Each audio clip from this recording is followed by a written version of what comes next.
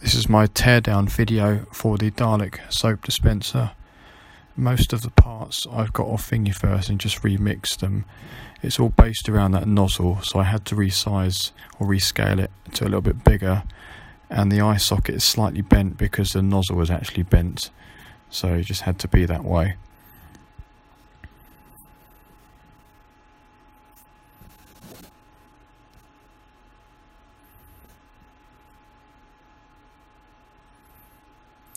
The nozzle just goes in that dome, which has been fitted quite nicely. And then the neck, it just screws in because I've added some threading.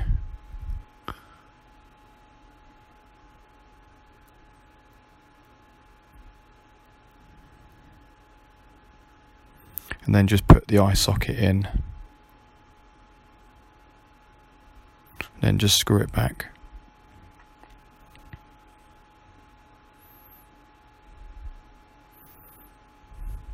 Now in this example I'm using fairy liquid, which is a bit of an error, because then when you use it as a soap dispenser, because it's so thick, it looks more like a Dalek with a runny nose. But if you use hand cream or something, the right stuff, it'll work quite nicely.